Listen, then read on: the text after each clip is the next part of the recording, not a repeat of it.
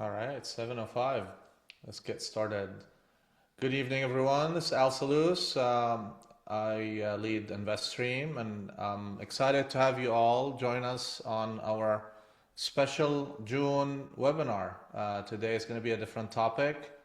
On a monthly basis, we like to mix our topics up to have good educational information for our investors, show you behind the scene of how we do things, talk about the economy, talk about the investor sentiments, what we do in real estate, how we generate money for our investors, how we build communities, where we build them.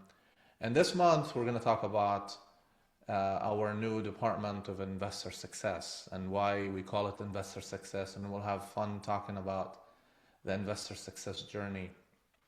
Before we get started, I'd like to remind everyone that this webinar is recorded and it will be posted on YouTube. So if you have any comments or questions that you want redacted, feel free to reach out to me or Sami and we will take care of that.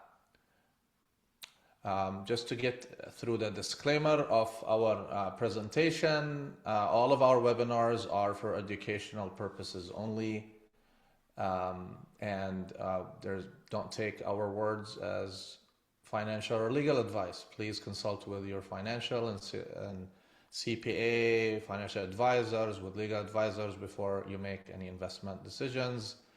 Let's have fun. Share your comments, questions in the chat, and we will address them, and we will unmute everyone at the end of the presentation and have more lively conversations towards the end. With that, I'll start with a story.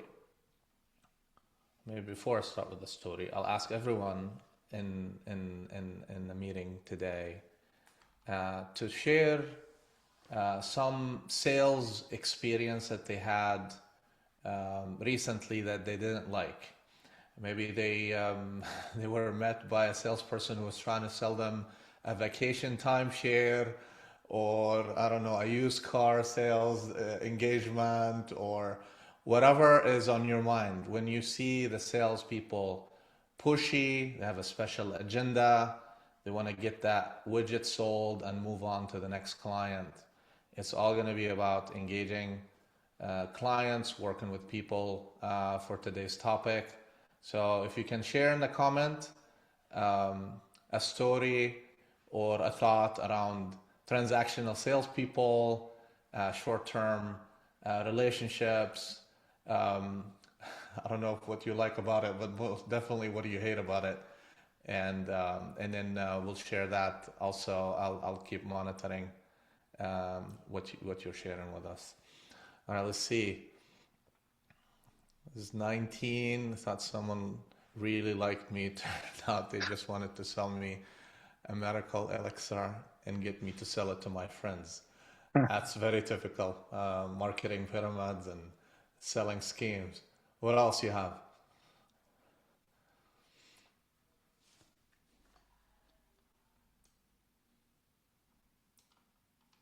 It's okay. It's a safe space.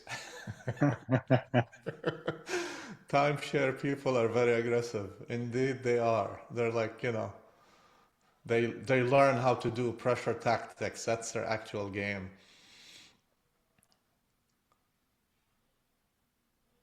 Organo gold. Beautiful. Tell us more, Marquise. Four square trap. Car salespeople. Oops. You sell something they actually don't want or they don't even like. That's funny. Maybe I'll learn this offline. Awesome. Well, what's the opposite of that? It's a long-term relationship building, is understanding what people want, what their desires are, what are they hoping to accomplish, and how can you offer something of value that answers that need, that is tailored to them, that is something that they want, they need, and you're here to offer help, and you're here to to add value. And this is how I met DJ.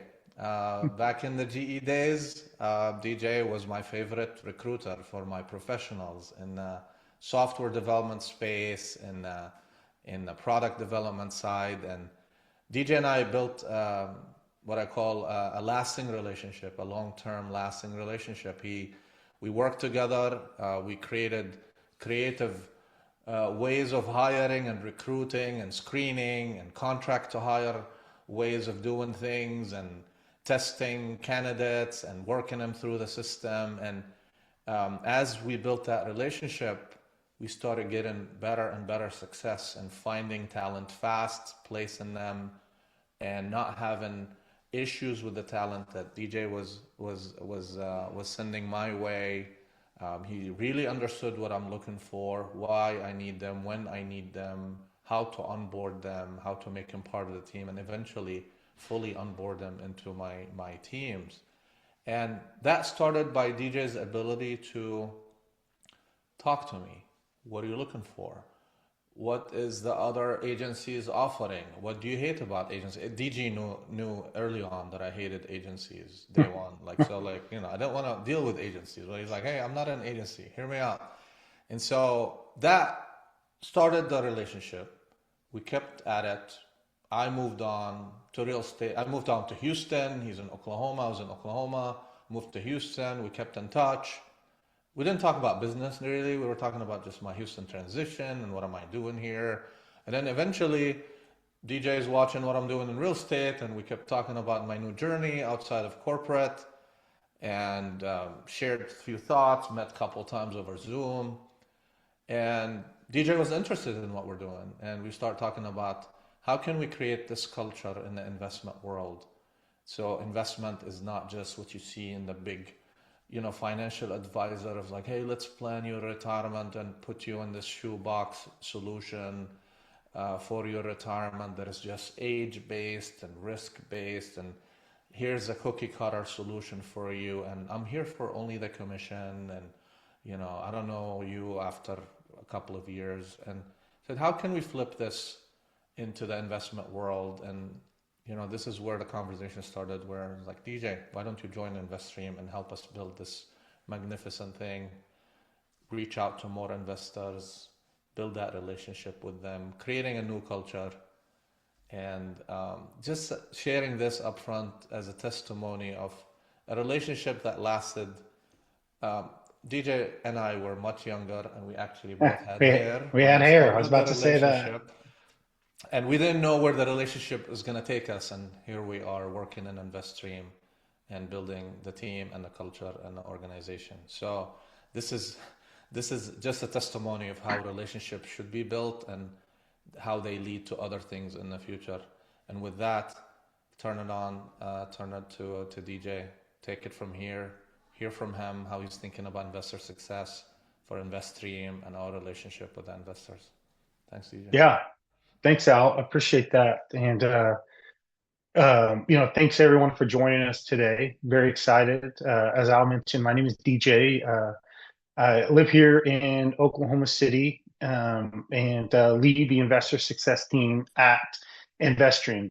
I also co-founded and partner two staffing firms here in Oklahoma City, Titan Professional Resources and Grit Resources. And, we could actually have a whole nother webinar series on staffing stories, because it's interesting. I've been doing staffing for over 15 years, and I have a lot of stories, great stories, some horror stories, but great stories. And I've got to meet great people like Al, that have become friends. Some have moved on and done different things, but we've got to stay in touch. And so I've definitely enjoyed staying connected with Al, seeing what he's doing. I've always had an interest in real estate, and I've done some on my own on the residential side, and some of you may as well. And there's nothing wrong with that. There can be some different pain points there. I flipped a few houses and I've had some rental property, and we won't get into a lot of that today, but it just is that I sparked my interest on the real estate side and what they've been doing. So a little bit more about me. For the last 15 years, I've spent my career helping people make important decisions. Sometimes that's helping companies hire key employees. Sometimes it's helping professionals navigate career opportunities. And today, it's helping investors better understand opportunities and make informed decisions. And what I've learned over those years is, regardless of the industry, people rarely make important decisions because of a sales pitch. They make that important decision because of trust. And I love what we were talking about earlier in some of the stories. You're talking about timeshares, car salesmen, and all different things like that. And there's a bad side to that. I think that can give salespeople a bad rep. But I've always, since I was very young, known that I wanted to be in sales, and known that I like that. I like, to connect people to what they need, what they want. But one thing I knew early on too is I wanted to care and be passionate, and most importantly, believe in whatever it was I was selling. And so that which took me to staffing, which I love, being able to help people and get them, the jobs that they've wanted and where they want to be in their careers.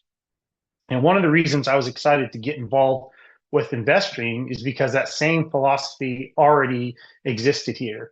One of the first things that stood out to me was the name of our department, Investor Success. Most companies call it investor relations, and we intentionally call it investor success because our goal isn't simply to maintain relationships. Our goal is to help investors have success. And when we talk about success, we're not just talking about investment returns. We're talking about, success means education, transparency, communication, understanding, what's going on, understanding, and listening to the questions they may have, making sure they're feeling comfortable and confident throughout the whole process. And I'll mention this in the disclaimer, we're not financial advisors. We're not here to tell anyone what they should do with their money.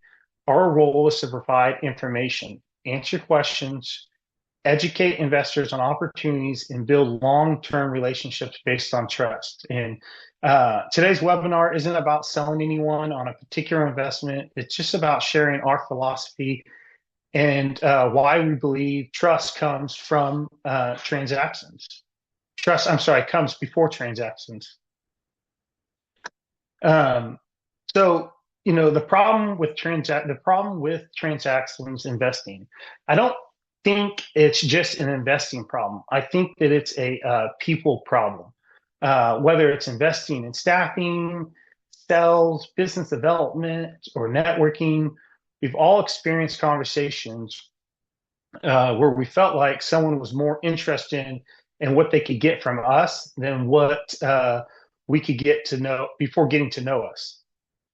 And most people can sense that pretty quickly. When you're sitting down across from somebody and you can tell they're just kind of wanting to get to what they want to talk about. They're just waiting.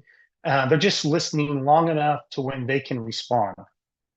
And people pick up on that quickly. And, over the past 15 years I've spent in staffing, and one of the mistakes I see people make is they become so focused on filling a position that they stop focusing on the person.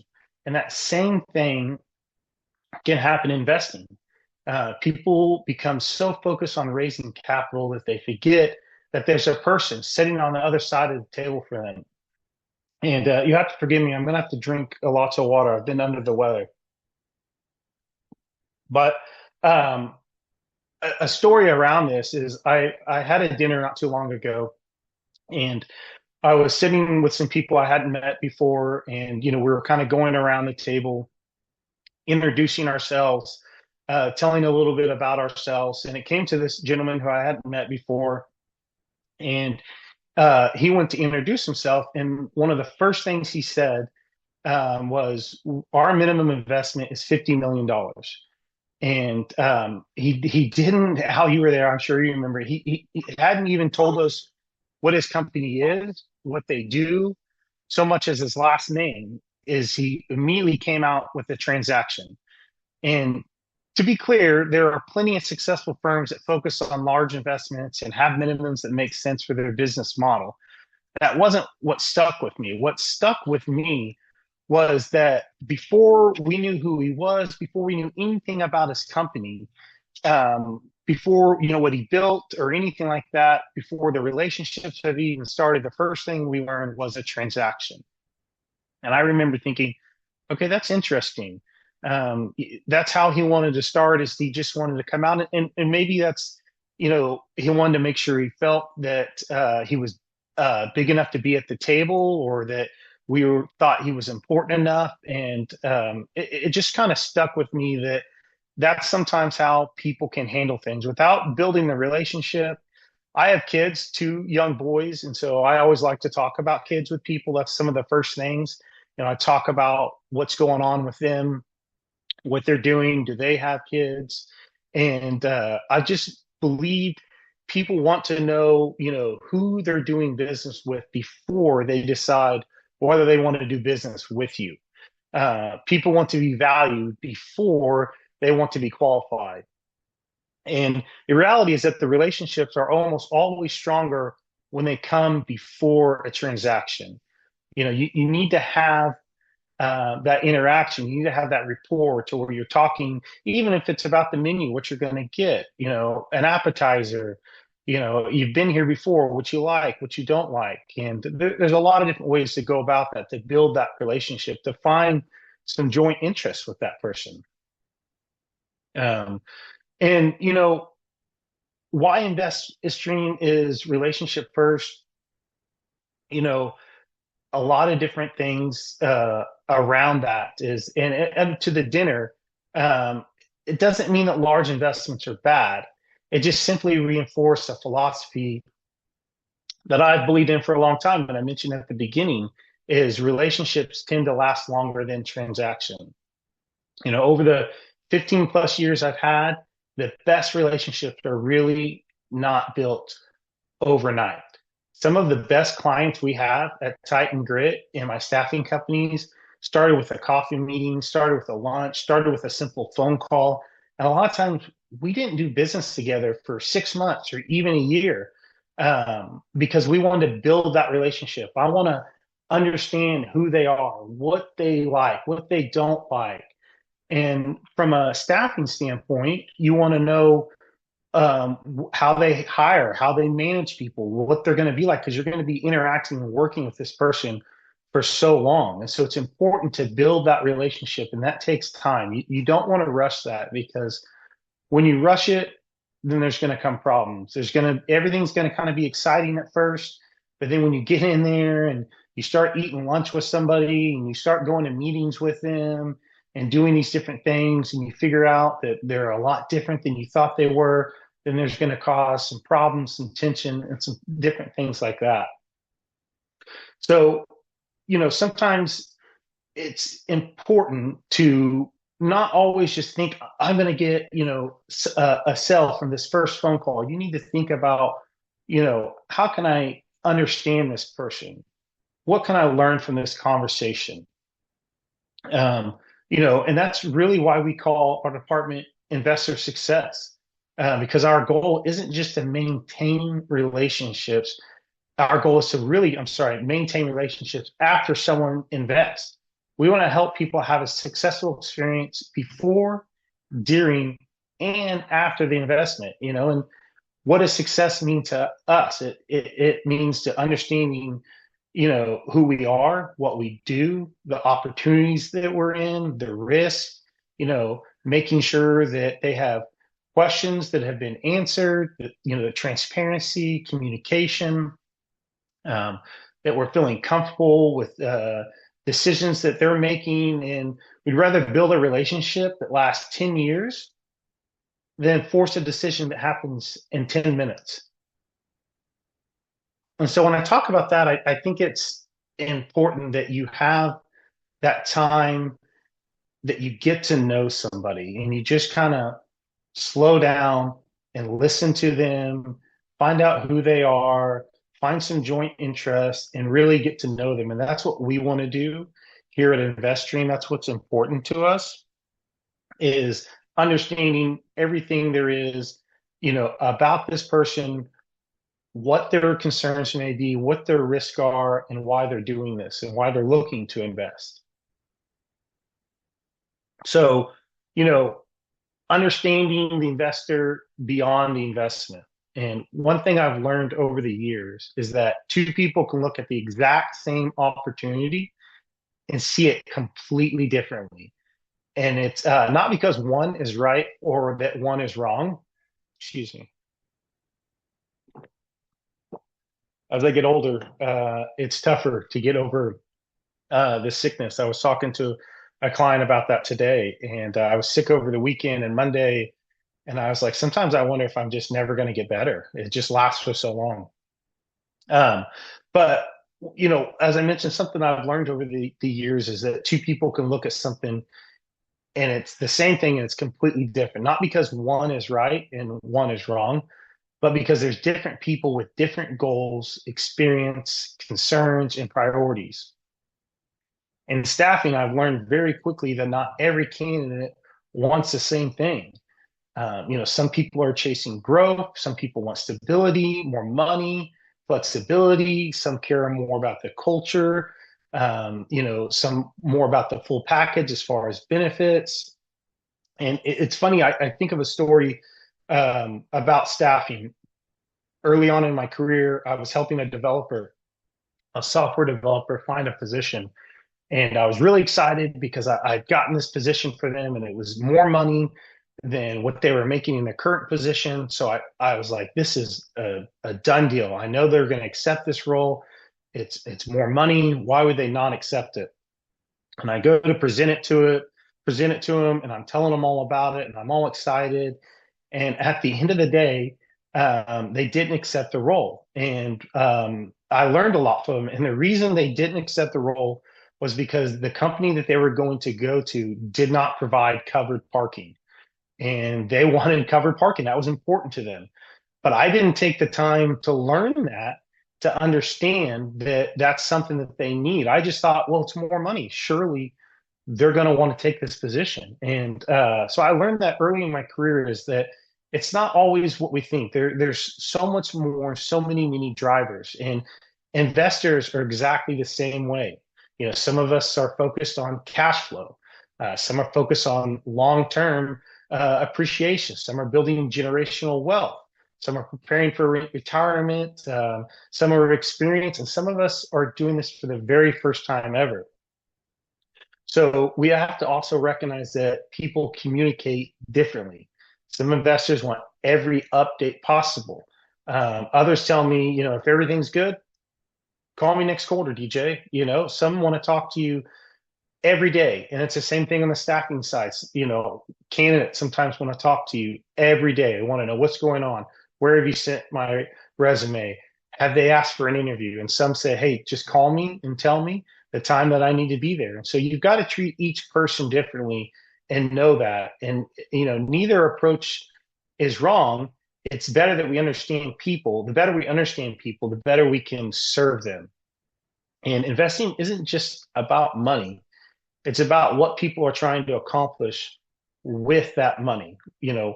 Why are they wanting to invest? There's a reason behind that. Obviously, everybody wants to invest.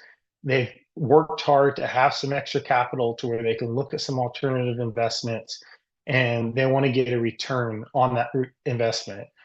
That's obviously the main reason why people want to do it. But what are they wanting to do with that return? How are they wanting to make that affect their lives?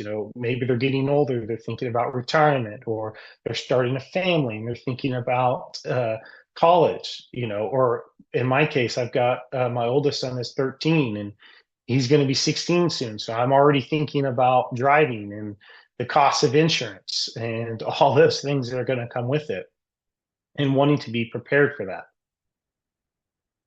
So this is a great one, is listening before pitching. And we've kind of been talking about that throughout the call, or I'm sorry, throughout the webinar.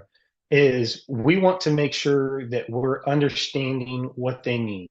I mentioned it earlier. A lot of people are listening, just waiting to respond, but you want to listen to understand. One of the biggest mistakes people make in a business is listening just long enough to start talking again. And they're not listening to understand. They're not listening to respond. One thing staffing taught me is that if you walk into every conversation assuming you already know the answer, you're probably going to miss something important.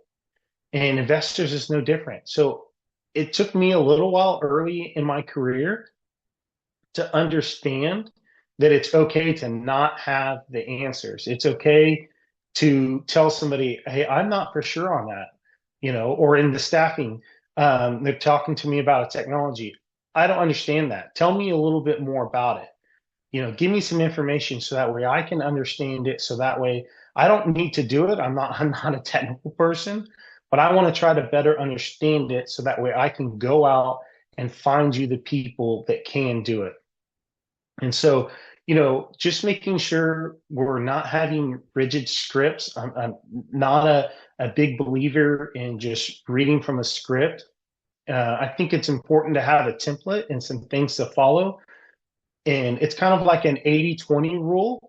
I try to live that rule in a lot of different ways in my life, but you can have 80% of it planned, but you need to know that as the conversation is going, things are going to change, things are going to come up, and every conversation should be a little different because every person is a little different. The goal isn't to win a conversation. The goal is to understand people. And the best way to do that is to listen. And that can be hard for salespeople because salespeople are very driven, very ambitious. They have goals and they want to get to them, and they understand that it's a numbers game, and they've got to pick up the phone and they've got to talk to people and they got to turn over every rock to find what they're looking for. But you've got to be sure you're being patient. You're listening when you turn over that rock. What did you see there? What did you hear? Because a lot of times one opportunity from one phone call can turn into three to four to five more opportunities if you're listening for the right things. So it's important, and it's important to have that communication and to talk to people. And kind of as we roll into the next slide, persistence. There's a right way to do that for sure. You want to follow up. You definitely don't want to be pushy. You got to know when to show up or back off. And I think most of us would agree that follow up matters. It's important to follow up on things. Some of the biggest and best opportunities in life happen because somebody followed up. But there's a big difference between being persistent and being pushy. And over my time in staffing, I've learned that timing matters. I've had candidates that tell me they weren't interested in making a move, only to call me 6 months later. I've had clients that tell me that they weren't hiring, and then they become one of my best customers. And if I disappeared completely, and those opportunities may have never happened, but also if I called them every other day, pestering them and bugging them, they probably would have just stopped answering my calls. And you got to understand that sometimes people need time. Sometimes they need more information, and simply sometimes life just gets in the way. So you've got to make sure you're following up and checking in with people, being sincere when you're doing that. But you don't want to be that pushy person that calls every other day, that calls and leaves a voicemail and texts and emails, and then does the same thing the next day. I like to try to space out my communication. Maybe it's a phone call, and then in a few days it's an email, and a week later it's a text, or then I follow back up. But I'm definitely not that I'm going to call you back to back to back to back. And I think another thing that's important, and one saying that I've always liked, is smile when you dial. I think that's great because when you're talking to somebody, and well, today, we do a lot of video calls so they can see you. But when you're talking and you're just making a phone call, they can feel you through the phone. They can understand if you just got off a bad call, somebody was mad at you and hung up, and you carry that into the next call, they're going to feel that. And so I remember early on, one of my mentors in staffing was telling me about how he used to have a mirror on his desk that said "Smile when you dial." And so when he picked up the phone to call somebody, he knew to have that smile on, so that way people could tell that he was excited to talk with them, that he wanted to genuinely check in with them, and that he wasn't just calling because you want something. He wanted to talk to them and get to know them and understand them, and again build that relationship. And relationships often move at the speed of trust. The strongest relationships aren't built through pressure; they're built through consistency, and that consistency has to be handled the right way. Again, you don't want to be that pushy. I hate to give if there's any car salesman on here, that bad rep. But if you fill out a form online that you're interested in a car, you better know you're getting a phone call, an email, a text, everything but them coming and knocking on your door. And they're going to do it day after day after day after. And that's not the approach that we are. If you send us a note online and you're interested, we're going to reach out. But we're not going to ask you to come down to the lot and drive the car. We're going to want to get to know you and understand who you are and why you're wanting to do this, and if we're a fit for you, because we're definitely not a fit for everybody. And that sometimes can be hard for people to understand in the sales game, is you can't think that you are a fit for everybody. One of the best things you can do is tell somebody, hey, Mr. Canada, I know you're looking for a job, but that's not an area we focus in. I would love to help you, but I don't want to waste your time. And I think that, you would be better suited in another avenue. I have a list of different companies that I'll refer people to as, you should call XYZ company. You should call, Jennifer over here or Jim over there and talk to them, because that's not an area that we focus in, because we definitely don't want to get outside of our lanes and try to do more than we really can, because that's when it gets messy and we're just kind of guessing and fumbling a little bit, and people will understand and really see through that. So really important to be consistent, to not be, again, that pressure. You need to come down to the lot right now and drive the car or it's going to be gone. One thing that I love that we've talked about in Investream is, we try to have, multiple deals throughout the year. And if you're not ready to invest now, we're not going anywhere. That's perfectly fine. I tell people, and you can probably tell by my physique, that I'm not a sprinter. I'm a marathon runner. What I mean by that is I'm here for the long run. I'm here to, if you're not ready today, but you're ready in 2 years, that's great. I'm here. Let's build a relationship between now and then. Let's go have coffee. I love to fish. Let's go fishing. I got to go fishing over the weekend before I got sick, and it was a great time. That's a big passion of mine. And if anybody wants to go fishing, let me know. I'd love to take you fishing. There's some great spots here in Oklahoma. Al's trying to convince me that there's some great spots in Houston. Now, I'm more of a farm pond fishing type of person, a creek or a river. I don't know about getting down there to the coast and going offshore. I haven't done that, but I'm definitely interested in it. So as we kind of move on to the next slide and we talk about, being authentic, and we've talked about this a lot, is, building trust, and then, trying to make sure people understand us. People can usually tell pretty quickly when someone is being authentic and when someone is trying to be someone they're not. And I think that brings me back to that story I was telling at the beginning, is I really liked the gentleman that we met with, and we had some great conversations, but I really didn't feel like he was who he was trying to tell us he was. And he was just trying to impress us. And I don't know if by what we were wearing, he thought we had $50 million ready to invest. But I didn't feel that he was authentic or real. He just wanted to kind of be a little showy and tell us, you know, this is who we are. So I've never been a big believer in having all the perfect answers. I'd rather have a real conversation than a polished sales pitch. You know, one of the fastest ways to lose trust is to pretend something, you know, that something doesn't have risk. Every investment has risk. Every business has risk. Every major decision throughout life has risk. Fishing has risk. You know, whatever it may be, there's going to be risk. So we can't pretend, you know, that risk isn't there. The goal isn't to pretend risk doesn't exist. The goal is to be transparent about them. If someone asks me a question and I don't know the answer, I'd rather tell them, I don't know. And let's go find it out. Let me get back to you. Or let me, you know what? I want to grab my business partner and get him on this call. He's done a lot more staffing in this area. You know, hey, I want to grab Al and get him on this call.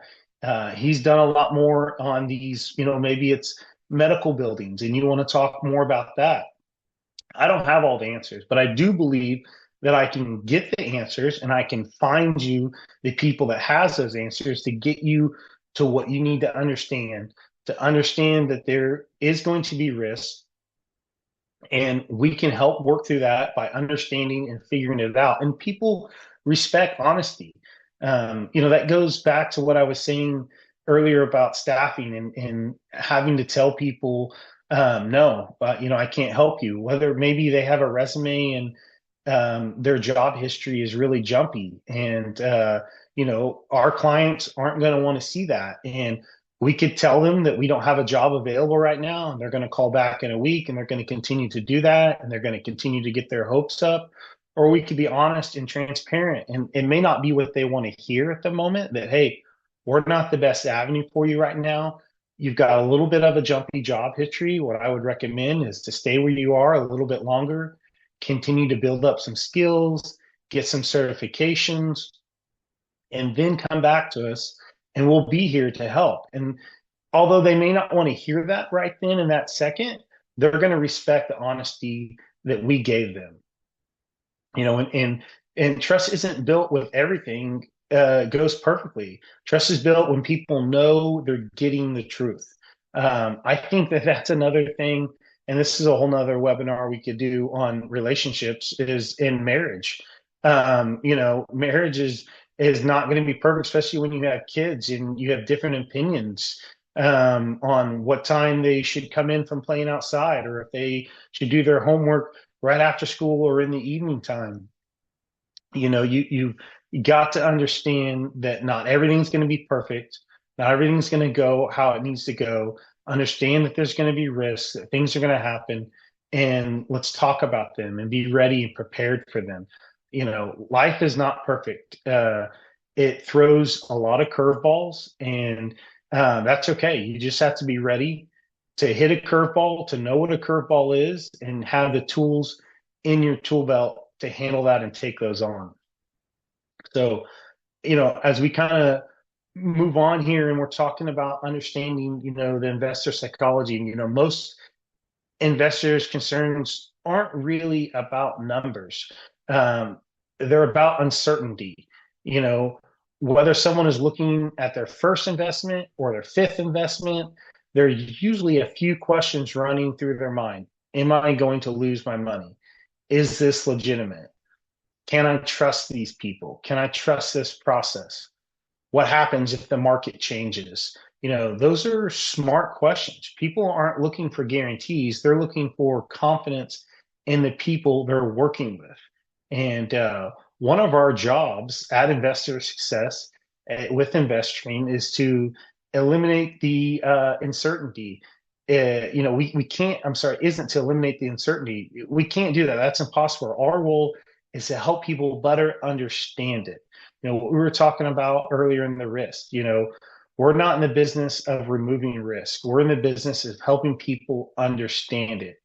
People invest in opportunities, but they stay invested because of trust, because of communication, and because of consistency. Those are some of the most important things. I should have maybe had a hot tea or something before this. Um, but if you can help people work through that and talk to them and be upfront with them that you don't have all the answers, but you're going to get the answers and you're going to be transparent with them, it goes a long ways, and that relationship will last a long time. And I think that's a testament to Al and our relationship going back to the staffing days, is dealing with people and finding developers that could come in and develop in the stack that he needed and fit in on the team. It was important to let him know, hey, not everybody's going to work out. We're going to have to figure out some different ways to do this, some different models to try these people out. But when it doesn't work out, because we're dealing with people and there is a risk, we're going to be here and we're going to be ready to handle that whatever way it is, whether we've got to get you a new candidate, whether we've got to shift gears and we've got to hire in a different way. Something eventually is going to happen, but we're going to be ready and prepared for that when it does. And so as we talk about, learning from relationships, one of the unexpected benefits of my career has been the opportunity to meet and learn from so many different people. Every conversation teaches you something.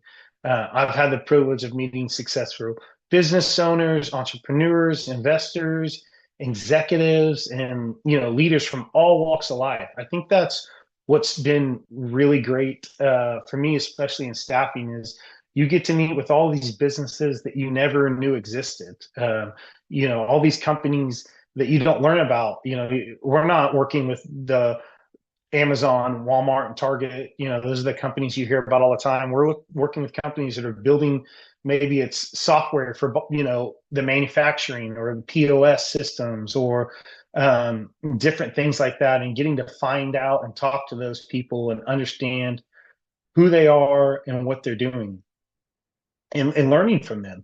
And one mistake people make in relationship building is believing they always have to be the expert in the room. And I mentioned this earlier. I found that some of the best conversations happen when you're genuinely curious. When somebody asks you, "Hey, do you know about that?" I think we have a tendency to say, "Yes, yeah, yeah, no, I know what you're talking about." And usually, when somebody's saying, "Do you know about that?" it's because they want to tell you about it. They want to give you their example or what they know about it. And the more questions you ask, the more you're going to learn. Not only about whatever the topic you're talking about, but about that person. And the more you learn, the more valuable the relationship becomes. And the best relationships are not one-way relationships. It's a two-way street. There's always two sides of it. And so, the relationships were both people learn, grow, and benefit over time. Those are some of the best relationships that you can have. Is you've got to really, I used to say, plant, a seed and grow. It's funny because that's the slide here, but you've got to really let that happen. Let it bloom over time. It's not going to do it right away. So we kind of get to the end here and talk about some of the kind of final takeaways. And as we wrap up today, I want to come back to really one word, and that's trust. We've talked about people relationships. We've talked about understanding people. We've talked about listening, talked about persistence without pressure. We've talked about being authentic and transparent. At Investream, that's why we call our team Investor Success, because we believe success is bigger than a transaction. Success is bigger than a deal, bigger than a return. Success is helping people have a positive experience, helping people become educated, helping people make informed decisions. Success is building relationships that last long after the investment is complete. We don't want you to come and invest with us and then the deal be over and that's it. I'd love to hear what happened with your return? What did you do? Did you go on a trip? Did you go on an Alaskan cruise? Is, little Jimmy now driving a car? Is he going to college? Al has his eldest son is about to start college. That's a big step for a parent, and things that we plan for and get ready for. And so, at the end of the day, people, they will forget projections. They may forget, they may forget statistics. Excuse me. Um, but they'll remember how they were treated. They'll remember when you listened. They'll remember when you followed through. They'll remember when you were honest, genuine, and cared. So our goal at Investream isn't simply to raise capital. Our goal is to build trust, to educate, to communicate, and to create long-term relationships, and ultimately help people achieve success. Because at the end of the day, people don't invest because of spreadsheets. They don't invest because of a PowerPoint or because of a projection. They invest because they trust the people behind it. And trust is built through relationships, not transactions. And so, I think that those are some of the biggest things to take away as we talk about here. Is some of the most important things is it takes time. It's not just about that spreadsheet, about that PowerPoint. It's about building trust and building that long-term relationship with people. So um, as we kind of wrap up, I love to hear from everybody. I've rambled. My voice is probably starting to go. Any questions you have about Investstream, about investor success, relationship building, staffing, investing, or anything we've discussed today, I'd be happy to answer them.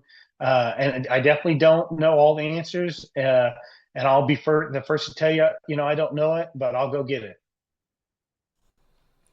Great job, DJ. It was an amazing presentation. I've learned a couple new things today myself. I always learn whenever we have a conversation from your experiences and from those stories. We always share these stories within the team. How did you talk about it? How did you handle it? What happened 6 months later when Hmm. we actually know that this investor came back, invested again, or they brought a family member? What was the reason behind that? That a lot of the times actually came through. I have so many stories where like, hey, our first deal wasn't really working like it's supposed to, but you guys told us why, and you pivoted, and you did this, and you did that. And we had a couple of Zoom calls to go through them and explain them, or a couple of in-person meetings. And because you guys did that, although my return was delayed, at the end of the day, I actually believed more, invested more. So many stories are like that. Not all the deals run the same way. I always tell my investors, you know, none of our deals will match the pro forma. Absolutely 100% of them will not match the pro forma. They'll either be above it or below it.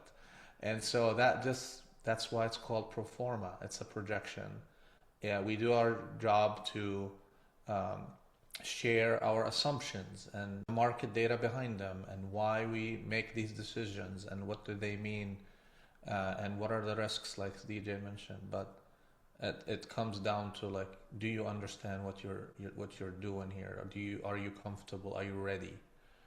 Don't invest your last dollar. Are you sure this is something that you're ready to do? Are you sure that you want to move from being a W-2 and a 1099? Now you're gonna deal with K-1s and Mm. CPA conversations that you probably avoided your entire life. Maybe you're doing your taxes with TurboTax and you don't want to talk to CPAs. Extending your filing, oh my God, that's to some investors that's the end of the world because they have to like wait for some K1s and accumulate all of them, how to offset income, tax benefits, what's on the internet of being myths and not true, and propaganda about real estate, about investing, what's the truth, what's not the truth. It's funny you mentioned, you talk about family and kids and dreams and what people wants to do with the money and why they're doing wealth growth or wealth preservation. And most of the conversation naturally turns to be around the kids or around retirements most of the time, with or maybe learning something that they would love to learn. Um, it's funny, like, we talk about the real estate at the end, but it's typically an accidental conversation after we kind of clear why are we on this phone call, or why are we meeting, and why are we working.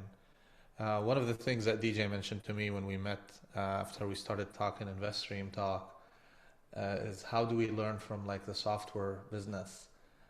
A lot of software companies used to have the sales team reach out to sell you the license, and then you buy the software, and then they throw you to the customer service department, and good luck. And then they're gonna not see you until it's time for renewal, and you're gonna all of a sudden see the salesperson show up again with the smile, not the genuine one, and then they want to renew the license, and they disappear again. And DJ's like, hey, in software, they already mixed them up. They already combined the sales and the customer service into one department. So sales have more skin into the success because they're going to actually communicate to the client, not just to invest, but throughout the investment and beyond. And half of the job is to take care of the investor questions through the investment, take care of the tax situation, take care of the questions on the returns, the updates, the follow-ups, etc. And I'm like, this is brilliant. Let's actually do it. And when I chat GPT the thing and research the thing, actually nobody does this. Nobody calls it investor success. Actually, our marketing team kind of raised a red flag and said, listen, nobody calls it investor success. This is not going to work for SEO. People call it investors relation. Why are you being so creative around the department and the culture we're trying to build? And I'm like, exactly, exactly. And now I think this is something that, from my vantage point in the organization, I feel it in the team. I feel it in the daily conversation, weekly conversations. And it's funny, like every time the team is under pressure to perform, they go back to that. Like, listen, if it's not today, it's tomorrow. If it's not the time, it's next week, it's next month, etc. So appreciate that, DJ. Appreciate the vibe and the culture you bring to the company and building the team and taking us to the next level. I know the chat was lively. There was a lot of comments you probably didn't see, but a lot of people said, wonderful job, great points today. You better really commit. One thing I was just thinking about that you said about your first deal is some of the best clients that I've had over my career in staffing is started when something went wrong. Mm-hmm. We had to fire somebody never showed up, and it's all about how you handle that situation. And that's really where some trust can come, because when something goes wrong, a lot of people think I feel so bad for car sales when I keep going back to that. After you buy the car and something goes wrong, you call up there, they don't want to talk to you anymore. You've bought the car, talk to the parts, talk to the mechanic. And but if you help people through that situation, they're gonna come back, because something's going to happen. There's always risk. Something will happen, but how do you handle and communicate and work through that? The most famous sticker on a car is called "As is where is," and Yeah, the most famous phrase, "It's off the lot. You're yeah, done." yeah. They're just watching. Okay, he's gone. Done. Awesome. Any questions, comments? I unmuted the lines if anyone wants to jump in before we close today's webinar. Yeah, I got something. I just yeah, great job, DJ. Great presentation. It's one thing to have an investor, and then it's another thing to actually serve the investor. Whether to going through the portal, having questions about taxes, and that's something that you learn as you go. And I love the point that you made about listening more than talking. That's like one of my biggest points. And you're always fearful about questions they may ask you and being hesitant about answering them. But I think having that conversation actually makes you more confident in the future. because eventually you have to go through. It's like anything in life, right? The first time it's going to be hard, and then you get more comfortable at it. You're not going to be a know-it-all. Nobody likes a know-it-all, right? But I think the transparency that you have with people actually gives you more respect, and they earn your trust more. Awesome. Yeah, 100%. Great Thank you point. Thank so you, much. Sully. Yeah, I have a question. DJ, I really appreciate this webinar and just the tools that you brought, the resources, especially your 15-year experience in sales and on staffing. One question I have is, how do you re-engage cold leads? I mean, there's some things that you do to maintain the leads, but when you got into a situation where it's been 6 months or it's been 8 months since you followed up with someone, how would you go about re-engaging them in a way that doesn't feel transactional, but kind of gets them back on track with being a warm lead? Yeah, that's a great question. And there's probably 1,000 ways to handle that. And interesting timing on that question too, Marquise, because in my staffing business right now, I'm working through and trying to re-engage with some people that I worked with in the past. And my message has been to them is that I'm just trying to reconnect, is that I know we talked in the past and whatever happened, life came up, you started working with somebody else, whatever it may be. I just want to see if we can reconnect and how we can spark that conversation again. And if it is something that happened that you didn't like from me, let me know. I'd love to learn to see how I can improve and just to be open to whatever it may be, but to be transparent that you're there to reconnect and, see how things are going with them and how things can be improved or be better.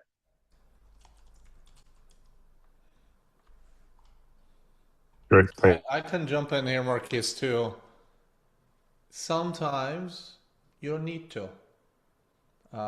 We have our presence online, we have our marketing campaigns, we have emails, we have LinkedIn, social media, and people follow. Like DJ mentioned earlier, it's most of the time it's a timing, or I'm not comfortable yet. It's always a yet most of the time.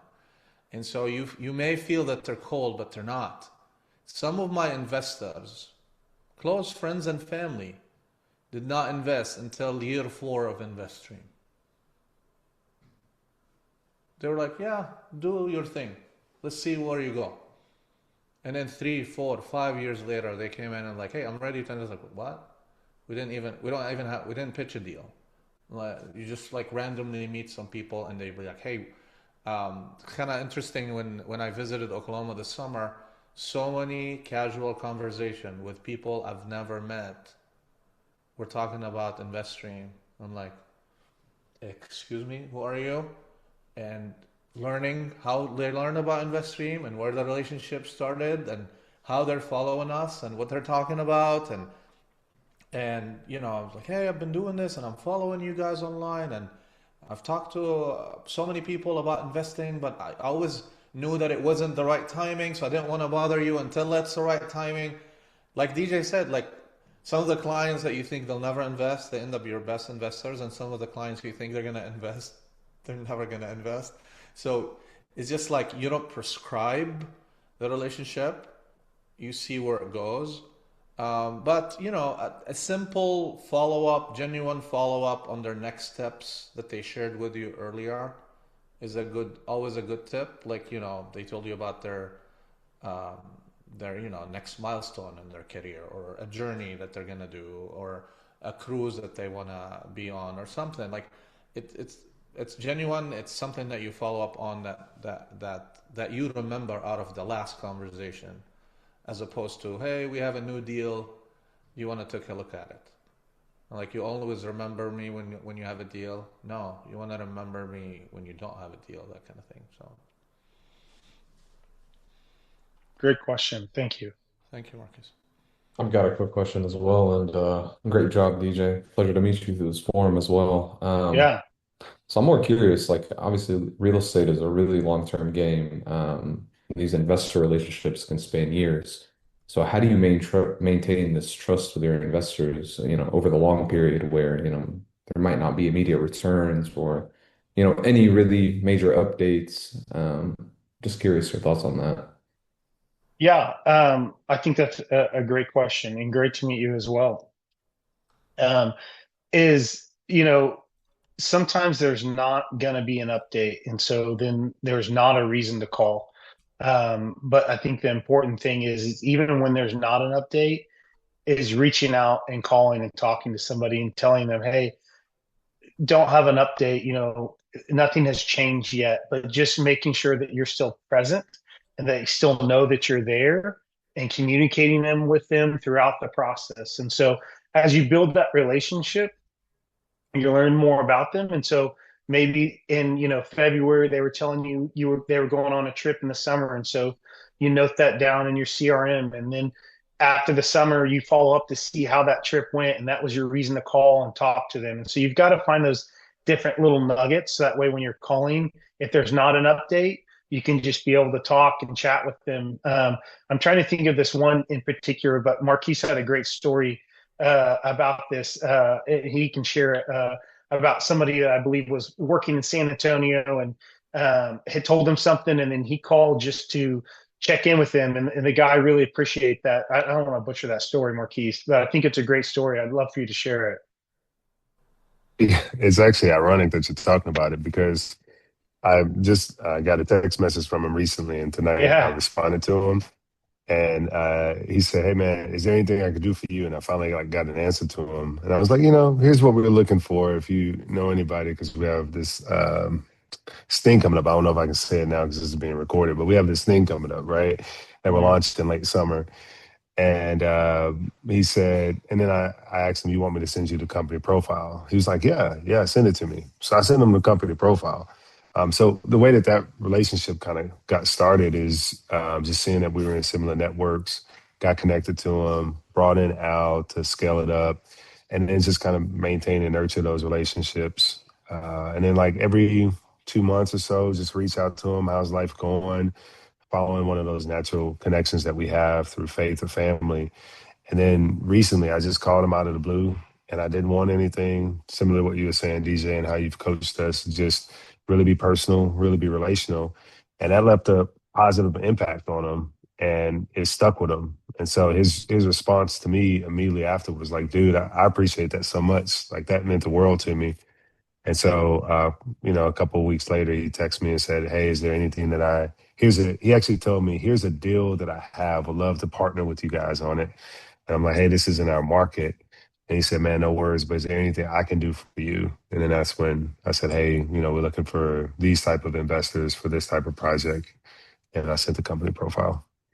I love stories like that. That's beautiful. One thing that I like to talk about and maybe not be a listener on after I listen is being extremely resourceful for Hmm. my investors or potential investors. Um, Giving is the best way to start a relationship, and giving can be in the form of referral, like DJ talked about earlier. Maybe this is not a good fit, but here's another firm you want to check out. Maybe here's a CPA connection, here's an attorney connection, here's an insurance connection. Here's a GC that we work with that can help you with your project. Here's a sub, here's a PR, here's a marketing.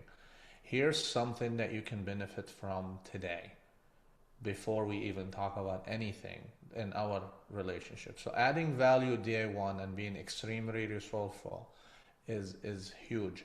Being a connector. So connect people together and add value. And that always comes back in multiples. And if you have the right intention, it comes authentic and it comes natural. So being resourceful, connecting people, sharing, a lot of connections, a lot of resources, a lot of value to the people's everyday problems. Because guess what? When people try to invest, they're trying to solve something in their normal life. This is not a career development course or what should I do next to get the promotion or something. This is generally they're trying to fix something in their life, or maybe advance something in their life. And the more resourceful you are outside of investment, the the the faster the relationship develops and the trust build up. And then, if the resource that you shared is valuable and trustworthy and delivers, when you kind of cut that conversation in half. No, thank you for sharing, guys. Great tips. Thanks. Yeah. Awesome. I know we're going 10 minutes over, but those are great questions and comments. Any final questions or comments before we close today's webinar? Marquise? I have one last question for you and DJ. This would mean a lot to me if you can answer this. If I get to the stage of life where I lose my hair, how can I look as good as you guys on the top there? Oh man, I love that. You know, I'll tell you a quick funny story about that is I tried to keep my hair for as long as I could, and I have a great wife, and she was like, "Listen, you actually have a good shape of head. Just shave your head. It would look so much better." So you got to have a good shape head. If you don't, it's tough. But I don't think that'll be a problem for you, Marquise, because you've got such a great hat collection. The other tip, Funny. which you're a smart man as well, you have a heavy beard. Yeah, So you have to change the distribution of your hair yeah, right before you shave your head. yeah. But you're already there, so people will not notice. Great. I appreciate that. Have something to cover it up just in case you don't have the shape, and then draw Yeah. attention through the beard. There we go. Yeah. Yeah. Sully's like, no, hair is important. Yeah. Awesome. Well, thank you everyone for joining us tonight. We will post this webinar on YouTube as usual. Next month, we're excited about another topic. We will be interviewing an amazing, renowned architect that we use in our projects. We're going to talk about design thinking, how we care about design, how we care about community, amenities, activities, lifestyle. And real estate isn't just about making money and isn't just about efficiency. It's about creating places and spaces for people to live, to build businesses, to grow their dreams. And it's important for us to continue our mission of investing in real estate and not make it about actual just real estate development transaction project stuff. So join us for July. We're going to talk about design, and it's going to be a fun interview with our architect. And with that, you guys have a great, blessed night, and we'll see you next month.